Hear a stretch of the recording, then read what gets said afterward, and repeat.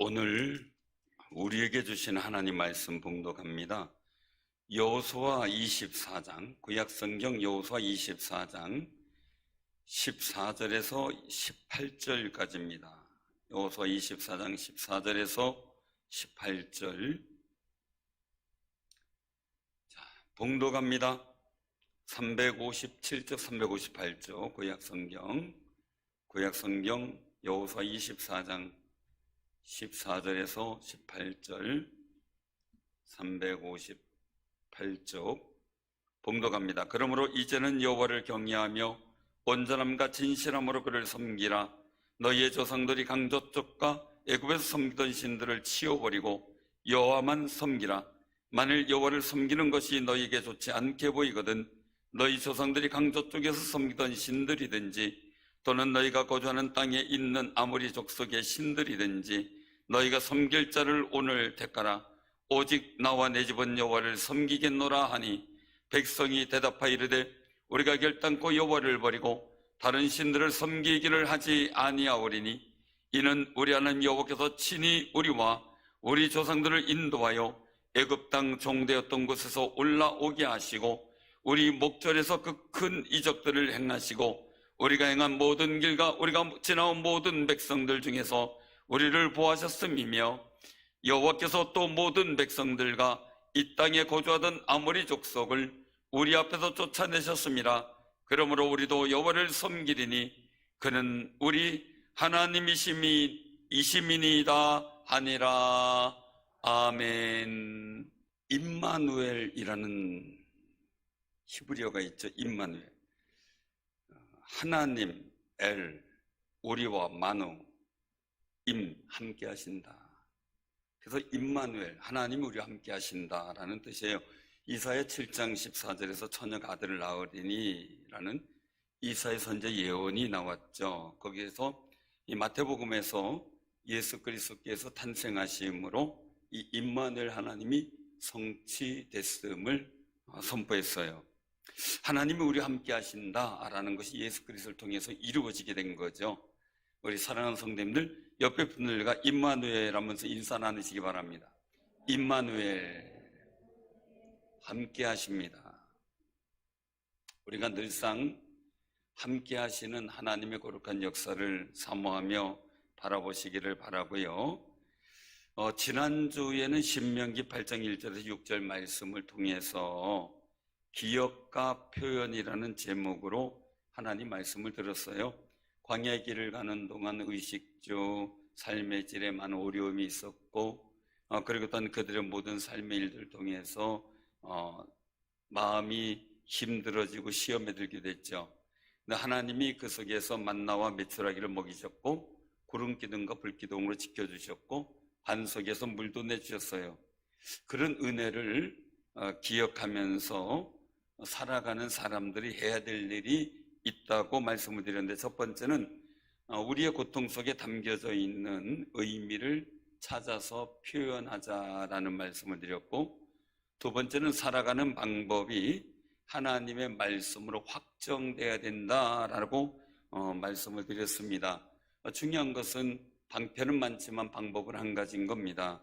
세 번째는 하나님을 경외하는 모습을 표현하며 살아가는 것, 그것이 바로 좀 하나님의 은혜를 기억하는 사람들이 해야 될 귀한 모습임을 말씀을 드렸습니다. 하나님께 선한 두려움인 경외함을 표현하는 것, 이것이 신앙생활의 중요한 핵심이 되는 거죠. 오늘 이 본문 말씀은 여호수아가 가나안 정복을 마친 후에 이 고별사를 마무리하면서 광야에서 있었던 역사만이 아니라 여러 가지 하나님의 도와주심의 은혜를 기억을 이끌어내어 말하고 있는 겁니다. 아브라함 때부터 시작해서 출애굽의 역사, 이 모든 일들, 광야에서 하나님께서 도우심의 일들, 또한 모압 왕 발락이 발람을 불러다가 이스라엘 민족을 저주하려고 했는데 이것을 오히려 바꾸어 축복하게 하신 역사들, 그리고 여러 전쟁에서 승리케 하신 일들, 이 일들이 하나님의 인도하심이었다. 너희가 한마디로 너희가 잘나서 된 게 아니라 하나님께서 왕벌을 앞에 보내고 그리고 또 모든 사람들이 굴복할 수 있도록 하나님이 역사하셨다라는 것을 말씀하고 있는 거죠. 그런데 이제 하나님께서 이스라엘 백성에게 수고하지 아니한 땅, 건설하지 아니한 성읍에서 거하게 하셨다라는 거예요. 그리고 너희가 심지 않은 포도원과 감람원의 열매를 먹게 되었다. 그러니 이것을 감사하게 생각해서 기억하고 선포를 하는 겁니다. 목적이 뭔가요? 바로 하나님만 경외하며 섬기도록 결단하도록 촉구하기 위한 거예요. 우리가 이제 성경학교는 이런 모든 일들 속에서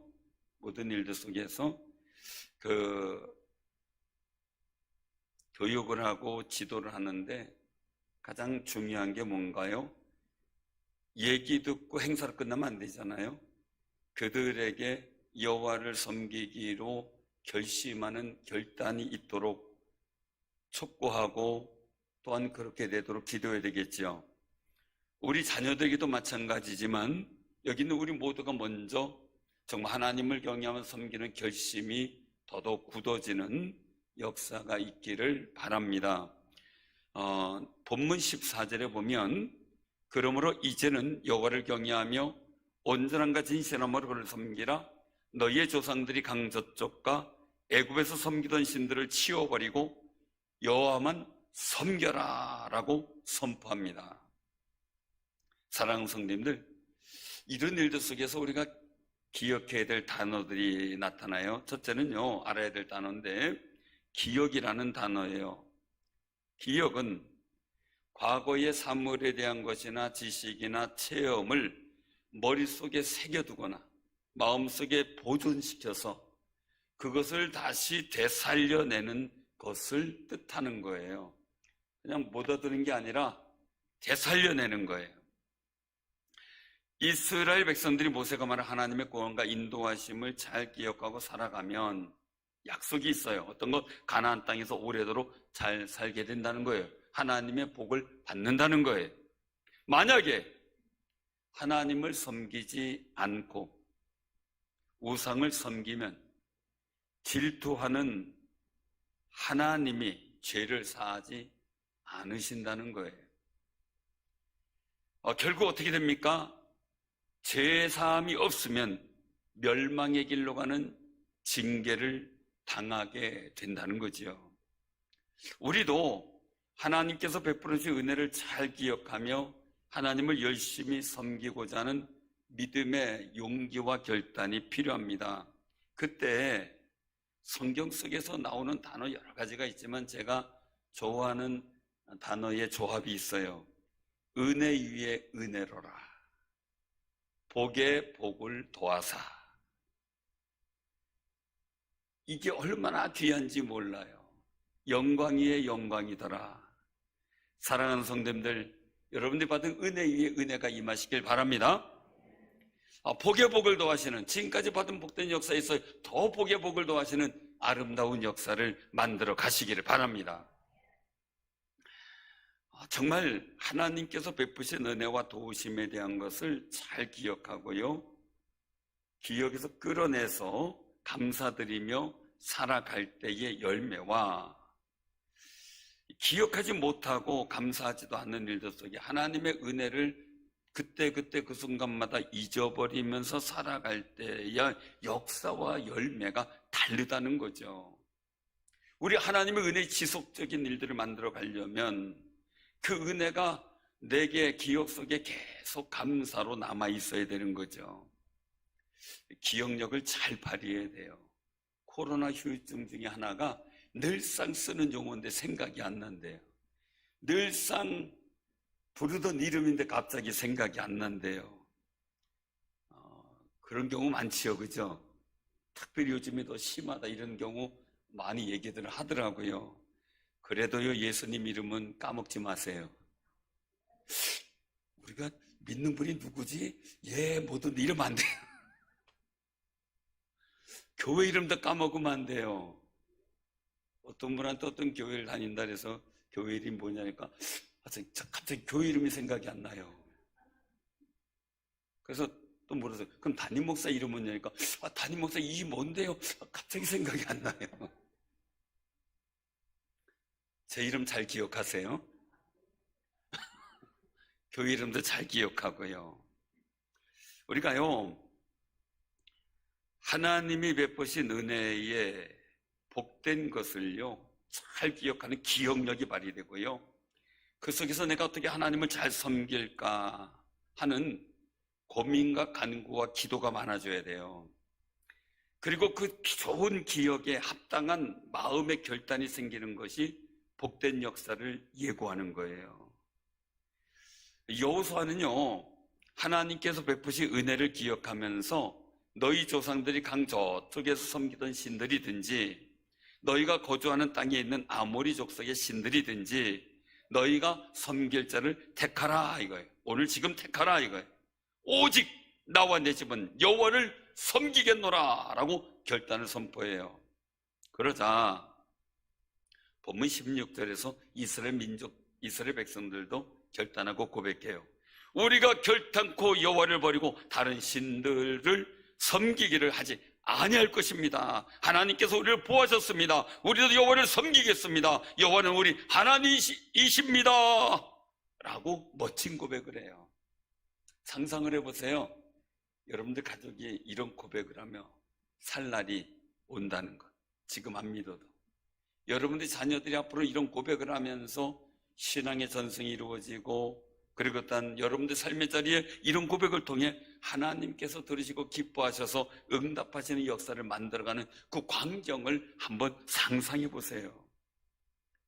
내게 베푸신 은혜를 기억하고 하는 복된 결단이 많으면 많을수록 복에 복을 더하서 하는 하나님의 거룩한 역사를 우린 경험하게 되기 때문이죠. 그래서 우리가 기억해야 돼요.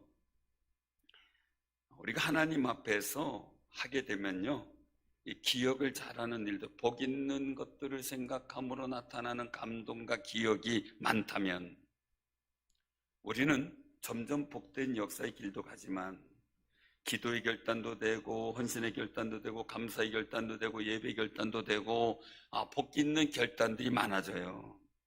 근데 어떤 사람들은 복되지 않고 헛된 것에 결심을 하고 결단하고 목숨을 거는 걸 보게 되면 매우 안타까워요. 내 결단이 하나님의 은혜를 잘 기억하면서 생기는 결단이라면 복된 역사가 만들어지는데, 내 결단이 하나님의 은혜와 별개고, 그리고 또한 내 삶 속에 주어지는 염려와 근심 속에 나타나는 거라면 내게 복되지 않는다는 거예요. 참 어떤 사람은 그런 얘기를 하여 자기에게 저주가 될지라도 나는 후회하지 않겠다. 사랑해서 이게 얼마나 무서운 말인지 몰라요. 왜요? 그 열매가, 그 말의 열매가 얼마나 혹독한지 알아야 되는데 말이죠. 안타까울 때가 있어요. 그래서 우리가 두 번째 기억해야 될 단어가 있어요. 결단이라는 단어예요. 결단. 이 결단이라는 말의 뜻은 결정적으로 판단하거나 단정을 내리다라는 뜻이에요. 여호수아는 이스라엘 백성에게 지난 세월 동안 하나님께서 주신 은혜에 대한 기억을 떠올리게 해요. 그리고 여호와만 섬기겠다라는 결단을 내리도록 돕고 그들에게 용기를 북돋아주는 거예요. 사랑하는 성도님들, 우리가 늘상 하나님께서 내게 주신 복된 은혜를 늘 떠올리며 기억하는 귀한 삶이 되시기를 바랍니다. 그런 속에서 나타나는 감동과 결단은 그것은 복된 역사예요. 그런데 그 결단 속에서는 함정이 있어요. 결단은 실행을 동반할 때 역사가 있어요. 실행되지 못하는 결단은 의미가 없는 거죠.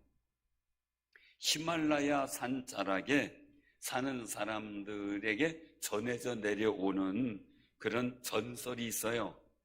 그 전설이 뭐냐면 할단새라고 하는 새에 대한 전설이에요. 할단새. 이름조차도 특이하죠. 근데 이 할단새는 집이 없대요.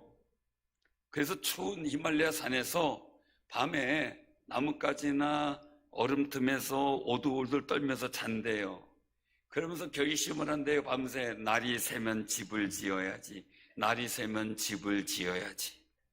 그러다가 낮이 됐어요. 햇볕이 따뜻하게 내리치니까 열심히 막 햇볕 보고 날아다니고 이렇게 즐기다가 보면 또 밤이 오니까 아이고 밤이네. 그리고 또 자면서 내일 날이 새면 집을 지어야지.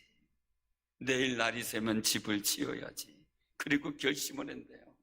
그러다가 결국 끝까지 집을 짓지 못해서 서서히 얼어 죽어가서 멸종되어졌다는 새가 할단새예요. 할단새. 전설의 새예요. 사랑하는 성도님들, 우리도 제가 지금까지는 마음에 찔리는 게 있어요. 그래서 뭐냐면 이제 성지순례 가든 아니면 A의 어떤 성길 단방을 가든 이렇게 갔다 오면서 제가 절실하게 느껴지는 거, 내가 이번에 귀국하면 내가 영어 회화를 반드시 잘해놓으리라.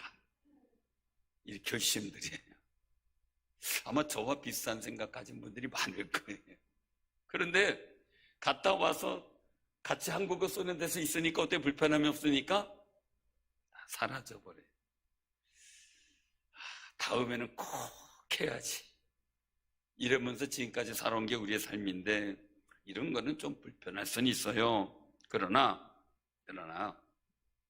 하나님의 은혜를 기억하고 나타나는 감동과 결단 속에서 내가 어떻게 하면 하나님의 은혜를 갚을고, 내가 어떻게 하면 하나님을 또 잘 섬길까, 하나님을 경외할까라는 그 일들 속에서 나오는 결단이 지금도 실행되고 있다면 대단한 결과를 얻었을 거예요. 저는 우리 교인들하고 얘기를 하면서 어떻게 기도할 것과 앞으로 어떻게 신앙생활할 것 얘기를 했을 때 그대로 그걸 기억하고 잘하신 분들에게 주어진 하나님의 놀라운 역사들을 저는 볼 때마다 가슴이 뛰고요, 그런 걸 기대하게 되고, 그런 역사를 이룬 분들을 볼 때마다 마음이 즐겁고 기쁘고 하나님께 영광을 돌려요. 만약에 결단만 하고 참 좋네요 결단하고 그 다음에 돌아가서 실행이 없다면 내 스스로 많은 손해를 보고 있음에도 불구하고 모르고 있다는 거예요. 앞으로도 그렇게 살아갈 것이고, 못 느끼고 무감각해져서 영적 무기력에 빠진다는 안타까움이 있는데 그걸 내가 모른다는 사실이죠. 사랑하는 성님들, 사실 여호수아와 함께 하나님과 동행하면서 일으켰던 기적들에 대한 기억을 떠올리면서 이스라엘 민족은 하나님만 섬기기로 결단을 해요. 그런데 사사기와 열왕기 시대의 일들을 통해서 보면 그 결단이 무너져 버리거든요. 그리고 우상을 섬기고요, 하나님 섬기기를 그치게 되고요, 그러다 보니까 환난과 어려움을 겪는 일들을 우린 성경에서 보게 돼요. 중요한 것은요, 하나님의 은혜를 내가 정말 감사하다가 그 속에서 하나님을 내가 더 기쁘게 섬겨야 되겠다라는 결단이 내 인생에 놀라운 역사를 만들어 간다는 거예요. 그런 감동이 여러분들 마음에 더 많이 생겨나기를 바랍니다. 복된 기억이 속상함을 이길 때 복된 결단하게 돼요. 복된 기억이 고난을 이기고, 복된 기억이 게으름과 염려, 근심과 두려움을 이길 때 복된 감동이 받아지는 놀라운 성령의 역사가 임하게 돼요. 저는 지금까지 살면서 느낀 것은 힘들고 어려울 때마다 몸부림치며 기도하게 됩니다. 사람과의 갈등, 아니면 삶의 자리의 어려움, 목회적인 난관들, 이런 거 생길 때마다 몸부림치며 기도해요. 그런데 시편의 119편에 있는 것처럼 내가 좀 하나님 말씀 읊조리며 내 걸음이, 욥도 그랬죠, 내 걸음이 정말 하나님 말씀을 따랐다라고 하는 그 고백을 제가 기억하면서요, 하나님 말씀에 합당한 모습을 가지려고 그래요. 그래서 더 사랑하려고 하고 축복하려고 하고 용서하려고 하고 막 그렇게 고백하며 기도하며 몸부림칠 때 그때 주시는 생각의 마음과 그런 몸부림 없이 주어지는 내 마음의 생각의 일들은 차이가 너무 커요. 근데 몸부림치다가 보면 내가 이걸 몰랐구나라는 것을 깨닫게 되거든요. 그러다가 보면 복된 상황을 만들어 가시는 하나님께서 주는 작은 결단이 내 마음에 열매 맺히게 돼요. 떠오르게 되고요. 그때마다 그 결단을 실행하게 하는데, 그게 큰 것이든 작은 것이 상관없어요. 그때마다 하나님께서 예비해 놓으신 선물을 체험하게 돼요. 그때 여호와 이레 라는 고백이 터져 나와요. 사랑하는 성도님들, 여러분들 삶의 자리에 정말 하나님의 은혜가 기억이 나서 하는 아름다운 하나님을 섬기기로 결심하는 작은 결단들이 여러분들의 삶의 자리에 여호와 이레의 열매를 만들어가는 역사가 있어지길 바랍니다.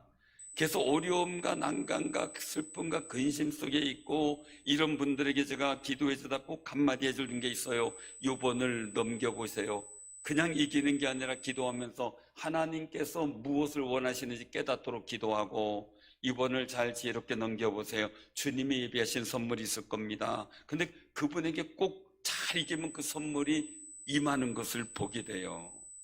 사랑하는 성도님들, 제가 우리 삶의 자리는 신앙 안에서 보물찾기라고 말씀드렸잖아요. 하나님이 감추어놓은 보물은 그냥 있지 않더라고요. 반려견들도요, 그냥 놀이할 때요, 먹이를 그냥 주는 게 아니라 뭐 양말, 종이에 이런 데 싸서 주면 그거 찾아가지고 막 먹으면서 훈련이 되더라고요. 근데 이래 보면서 하나님은 고난이라는 보자기나 이런 곳에 하나님의 선물을 담아 놓았어요. 근데 그 고난의 일들을 잘 이겨나가면 그 하나님의 선물을 발견하는 보물찾기에 놀라운 감격이 임하게 되는 거죠. 사랑하는 성도님들, 여러분들의 삶 속에 이 결단이라는 신앙의 결단, 하나님을 섬기기로 결심하는 결단의 용기가 넘쳐나길 바랍니다. 넘쳐나기 바랍니다. 꼭 기억하세요. 내 마음에 주님께서 주시는 감동, 세상의 염려 근심이 주는 감동이 아닌, 그런 결단이 아닌 하나님께서 주신 은혜를 떠올리고 감사하다 찬양하다, 주께서 하나님을 섬기는 방법과 지혜를 주시는 결단, 이게 중요하다는 거죠. 세 번째 용어는요, 나비 효과라는 단어예요. 나비 효과. 나비 효과는요, 나비의 날갯짓처럼 작은 변화가 폭풍우와 같은 커다란 변화를 유발시키는 현상을 말해요. 여러분 앞에 나비가 이렇게 지나간다고 얼굴이 시원한 건 아니잖아요. 별 볼 일 없는 날갯짓 같아요. 그런데 충주에서 공기를 살랑이게 하는 한 나비의 날갯짓이 다음 달 북경, 중국 같은 데서 폭풍우를 몰아치는 결과가 올 수 있다는 거예요. 그게 나비 효과거든요. 그러니까 이 나비 효과는 성경에서도 나오죠. 엘리야가 막 정말 무릎 속에 얼굴을 놓고 기도하며 사원한테 7번이나 가서 지중해를 바라보라고 계속했을 때 거기에 조그마한 손바닥만한 구름이 올라온다고. 멀리서 보는 손바닥만한 구름이 얼마나 대단하겠어요. 그런데 그 구름의 소나기를 몰고 온다는 사실을 엘리야는 아는 거죠. 사랑하는 성도님들, 여러분의 마음속에 하나님께서 주시는 하나님의 은혜를 생각하고 감사하는 일 속에 주시는 결단과 그 지혜가 여러분들 삶 속에 어떤 영향력을 끼칠지 한번 상상해 보세요. 너무나 놀라운 역사가, 나는 못하지만 주께서 하시는 역사가 이루어질 줄로 믿으시길 바랍니다. 사무엘하 7장에 보면 다윗이 나오는데 여호와께서 주위의 모든 원수들을 다 무찔르게 했어요. 그리고 왕으로 궁에서 살게 하셨어요. 그리고 아주 태평한 시대를 누리게 된 거예요. 보통의 배부르고 등 따시면요, 옛날 어려울 때 도와줬던 사람 뭐 은혜 다 잃어버린다 그러잖아요. 그래서 이게 화장실 들어갈 때하고 나올 때하고 뭐 다르다 이런 얘기까지 하는데 말이에요. 다윗도 그럴 수 있잖아요. 사울도 그랬는데. 그런데 태평 중에 있는데 다윗은 고민을 해요. 하나님의 은혜를 기억해요. 지금까지 자기에게 함께 하셨던 하나님, 골리앗을 물리치고 블레셋을 이기게 하신 하나님, 왕으로 인도하신 하나님, 그 은혜를 기억하고 마음의 고백을, 나는 백향목궁에 살거늘 하나님의 궤는 휘장 가운데 있도다 라고 하고 하나님께 죄송한 마음을 가져요. 그리고 나단 선자가 상의하는 중에 성전 건축에 대한 헌신의 마음을 보이게 돼요. 그런데 놀라운 거죠. 이게 사람 마음에서 작은 일인데도 불구하고 이 일로 인하여 하나님께서 다윗에게 위대한 이름을 주시고 보호해 주시겠다고 약속을 하세요. 그리고 왕족의 가문을 이루어서 후손들이 계속 왕위를 누리게 하겠다고 약속하세요. 사울왕이 그렇게 바랬던 거 못했지만 다윗은 하게 해주겠다는 거예요. 그리고 다윗의 집을 하나님이 세워주겠다는 거예요. 집이 가문이죠. 가문을 세워주겠다. 다윗의 나라 왕위를 영원히 견고하게 해주겠다는 약속을 주셔요. 그 약속은 지금까지도 유효하게 이루어지죠.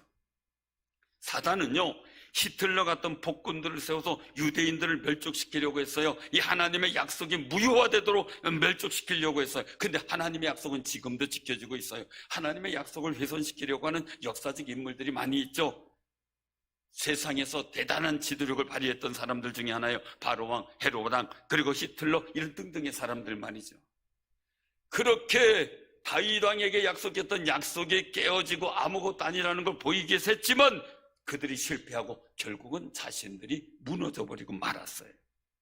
다윗의 작은, 그냥 나비의 날개짓 같은 그 작은 결단이 한 민족을 이루고요, 후대까지 하나님의 복을 누리게 하는 영향을 주는 나비 효과, 영적 나비 효과를 이룬 거예요.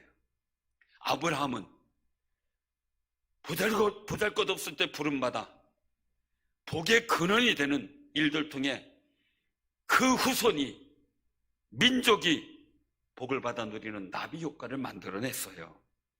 사랑하는 성도님들, 우리 충주상일교 성도님들은 이 복된 나비 효과를 지금의 가정과 산업 자녀들과 후손들에게 일으켜 나가는 귀한 승리자들이 되시기 바랍니다.